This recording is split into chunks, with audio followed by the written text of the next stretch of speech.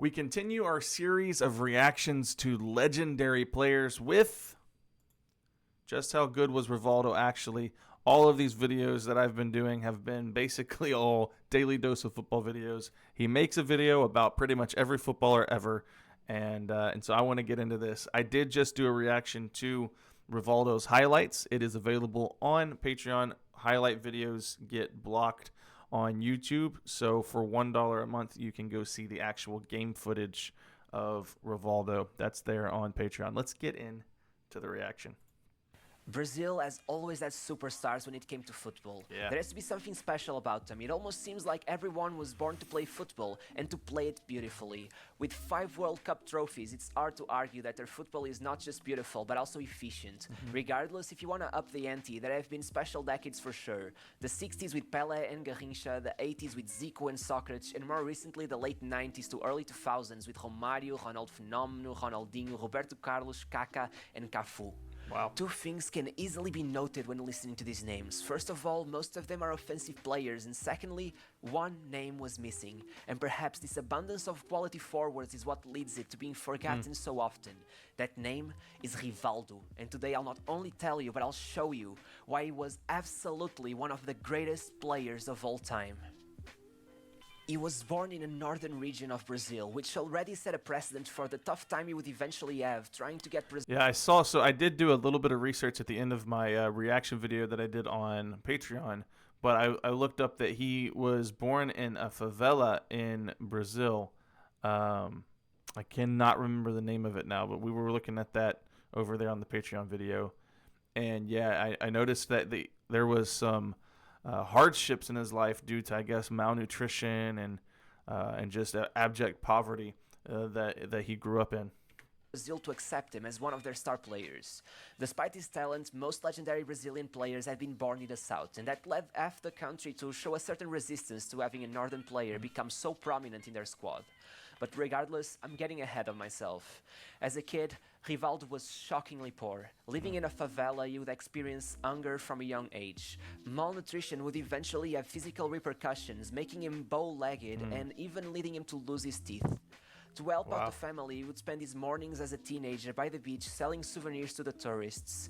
Once that was done, he would go into the beach where he would play football for the rest of the day and where he would develop his game until at the age of 16 he started playing for the youth team of Paulistano Football Club. This was a special day for Rivaldo and an even more special day for his father. Since Rivaldo and his 2 brothers were kids, their father told them that one day one of them would become a football player and would save them from poverty. The magical story of Rex that is a crazy story. seemed to be forming day by day, but then disaster struck. His father, who he had always had a close relationship with, got into a car accident and passed away. Rivaldo has said he could not touch a ball for a month after his father died and really thought he'd never do it again. That only changed as his mother told him that he had to make his father's dream come true. That if he had always been by his side, he would for sure look over him on the pitch. So Rivaldo carried on. Unable to pay for the bus tickets, he would walk 10 miles to attend the training sessions. Oddly enough, the feeling of being overlooked has followed him since those times. Rivaldo has said in an interview that even back then, no one believed in him. That they said his teammates would be stars, but he wouldn't be able to make the cut. But as he said it himself, no one remembers the name of those supposed stars, but they do remember his now. At 19, he started his first professional season playing for Santa Cruz in the 2nd division, and despite only taking part in 9 matches, he would finish the season with 11 goals. After a substantially less prolific 2nd season, he would move to another state and start playing for Mogi Mirim. Didn't he play for After Corinthians? only 1 season, he would finally earn himself a move to a 1st division club, joining Corinthians on loan. After missing the final of the Brazilian Championship by a single point, despite being only 3 goals off of finishing as the top scorer of the competition, he would be on the move yet again, joining the reigning champions Palmeiras, proof that his value was finally being recognized. Joining a team with players like Cafu and Roberto Carlos. In his first season there, he would help Palmeiras maintain their title. I was saying earlier by reacting to him that his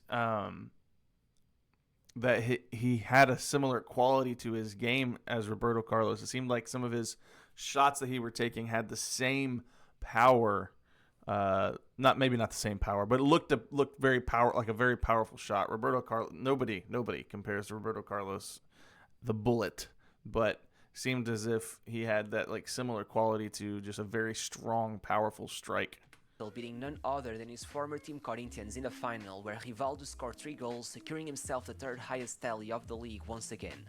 The following season he would fail to win the league, but would have his first chance at an international tournament, playing the Copa dos Libertadores, scoring 5 goals in his first 8 matches. It seemed like Rivaldo might have been able to carry his team to the top, but then, 16 minutes into the quarterfinal match against Grêmio, Rivaldo got a red card for stomping another player. With Rivaldo off the pitch, it was all downhill from there, as they conceded 3 goals in 6 minutes. Grêmio had in their squad the almighty Mario Jardel, who would score 3 times that night and who deserves a video about him one day. What do you think? Are you familiar with the original Super Mario? After one last season and a disappointing Olympic Games with Brazil, where he would fail to score, taking home the bronze medal, Rivaldo, who by now had shown he wasn't the type of player to stay around too long, would move to Europe, joining Deportivo de La Coruña for a single season. Yeah, I did notice in his Wikipedia page he played for a lot of clubs. Would score 21 league goals and help Coruña get a 4th place finish, much better than their previous season's 9th. These performances caught the eye of many, but it was impossible not to make the comparison, as another Brazilian forward 4 years younger than him, playing in the same league and with a similar name, had just managed 12 more goals than Rivaldo. Of course, I'm talking about Ronaldo Phenomenal, who by the end of the year would win his first Ballon d'Or. Oddly enough, Okay, Ronaldo... by the way, I need some help with pronunciation here, because in the last video that I was reacting to, I swear I've heard his name pronounced Rivaldo and Rivaldo. Which one is correct? Is it the Rivaldo, Ronaldo? Is that how it's pronounced? Help me out. Ronaldo would leave Barcelona for Inter, and despite Rivaldo's lower numbers, the frequent comparisons only made the choice easier. Barcelona wanted him to replace Ronaldo. It took on the challenge, and it started to question his success, despite only getting 19 league I swear he's just said it differently in the same video. Goals in his first season. Rivaldo would lead Barcelona to win the league, the Copa del Rey, and the European Super Cup in his first season. After not being called up for the 1997 Copa America, Rivaldo got a shot at the 1998 World Cup. Oh, yeah. Perhaps his big money... Oh, yeah. His World Cup footage got blocked. Y'all see that screen? That means his video got blocked by FIFA. Guaranteed. That World Cup footage is hard to watch. By the way, I'll use this moment to put a little ad on my Patreon.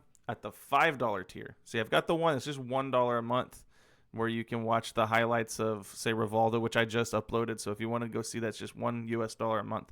But the $5 tier, I'm about to start reacting to the games of the 1986 World Cup, 2002 World Cup, I think 1994 World Cup. I'm going to go through these, like, just classic games, the finals of Champions League. I'm going to watch the highlights of these games on that $5 tier. There's going to be reactions uploaded there that would never make it on YouTube because, as you see this green screen here, they would get blocked. But I'm going to do it. So if you want to join in over there at the $5 tier, I'm going to be putting up some very fantastic content that YouTube will never let me put out. So Barcelona was enough of a statement. Regardless, he would play every single minute of the tournament, notably turning the game against Denmark in Brazil's favor twice to get them to the semi-finals. And Zidane facing off, but with 2 goals by Zidane and a resounding 3-0 win, France seemed like the clearly superior team. The following season, despite scoring twice to ensure a point against Manchester United in the Champions League group stage, they would not be able to make it any further. Domestically, though it was different, Rivaldo had some of his most prolific times, and totaling 23 league goals, only 1 less than Raul Gonzalez, plus an incredible 14 assists, it would carry Barcelona to their 2nd consecutive league title. By summer, Rivaldo had built a strong case to win the Ballon d'Or. Wow. His main adversary, 45 being goals and Beckham, who had assists. taken Man United to the top of world football, making him the first ever English treble winner. Tough competition, but Rivaldo made the most out of the rest of the year. Over the summer, he took part in the Copa America for the first time. The group stage didn't go too well. First match against Venezuela, Brazil... Speaking of Copa America, that thing was a circus this year. Security was awful. It was one of the most poorly run tournaments ever. Very embarrassing. United States got grouped, so Just a whole thing. Won 7-0. Rivaldo gets the last goal. Second match, Mexico, he gets a red card and that's it. He's suspended and only comes back in the knockout stage. But that's when things got interesting. In the quarterfinal match against Argentina, Brazil goes down early and Rivaldo comes to the rescue, scoring to level the match before Ronaldo gets the winning goal. Against Mexico, Rivaldo scores the second to get Brazil to the final, where he put the cherry on the cake. Rivaldo scores 2 and assists the third to get Brazil the trophy. This tournament would lead many people to start rating this year above David Beckham's. Well, And copyright, if they boy. needed any more confirmation, well, Rivaldo got back on the plane, came back to Spain, and started a new season with 12 goals in 15 matches. Wow. Though he did have a dry spell in December, it was too late. Voters had made their minds up, and by the end of the year, Rivaldo won the Ballon d'Or. Right after the Ballon d'Or, one major problem came up. Louis van Gaal insisted in playing Rivaldo in a deeper, more central role, while the player felt like he would always perform better on the wing.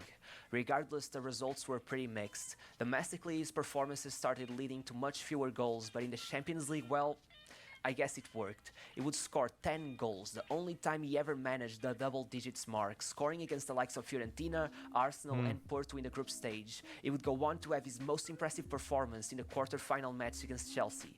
After a 3-1 defeat in the first leg, as Barcelona needed a miracle, it would be Rivaldo who would open the score sheet 4 minutes before the final whistle.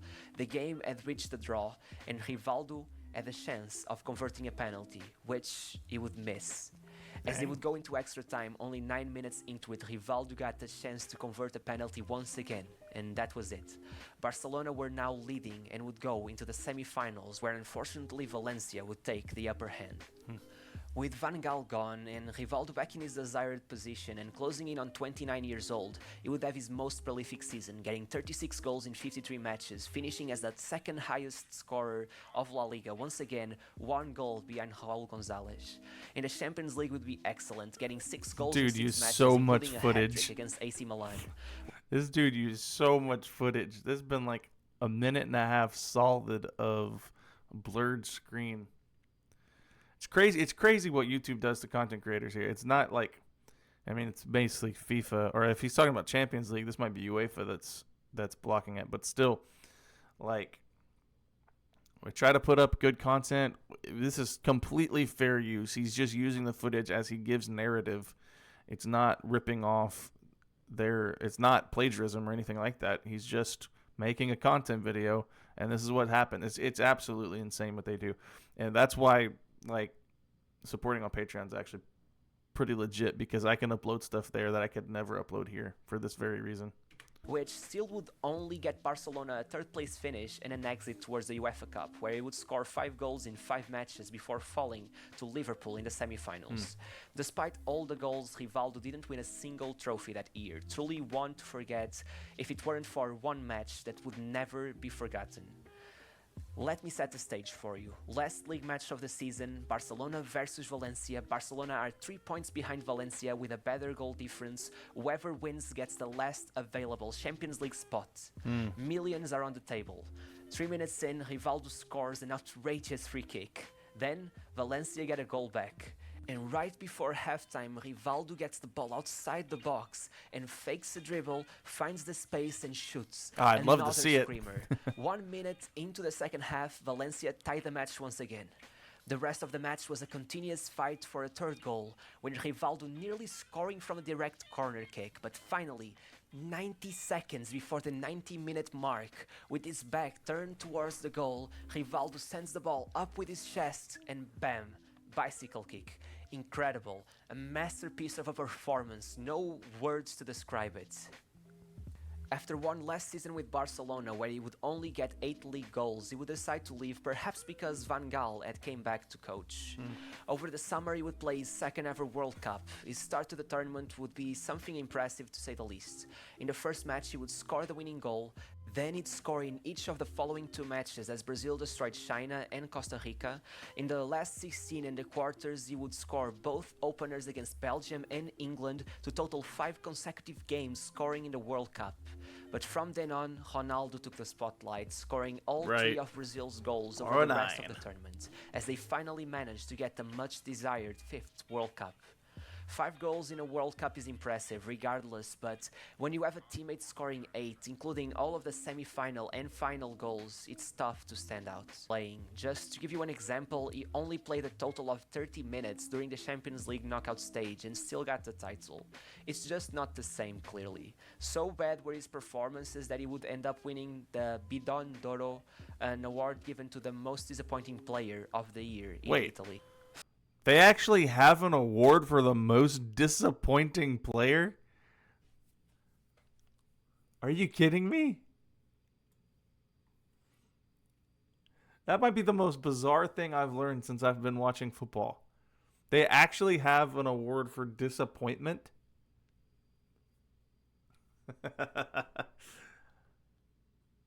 What in the world? That's crazy. What are you doing, Italy? From here on, well, let's just say Rivaldo had a strange career. He was now 31 years old and would still play until he was 42. As you might imagine, he was all over the place. First, one season at Cruzeiro that turned out to be more like 2 months since Vanderlei Luxemburgo left and he didn't want to be there without him.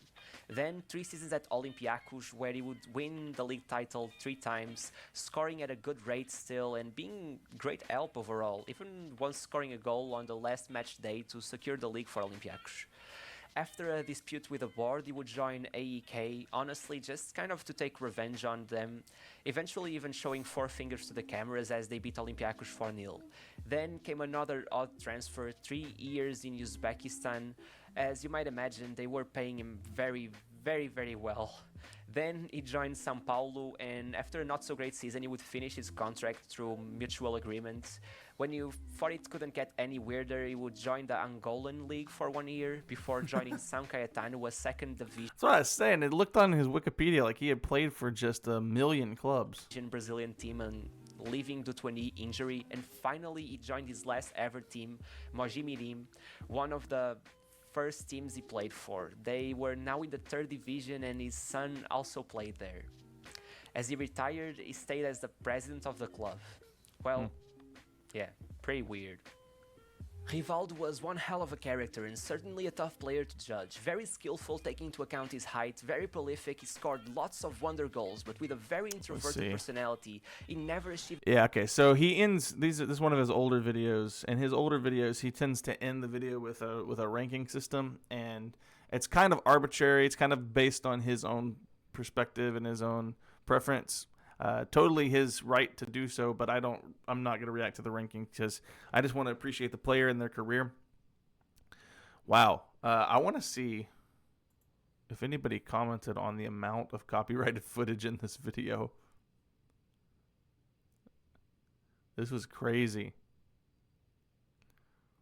Absolutely crazy.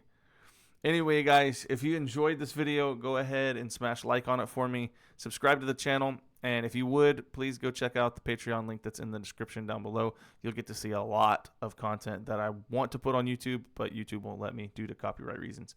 So I'll see you guys in the next video.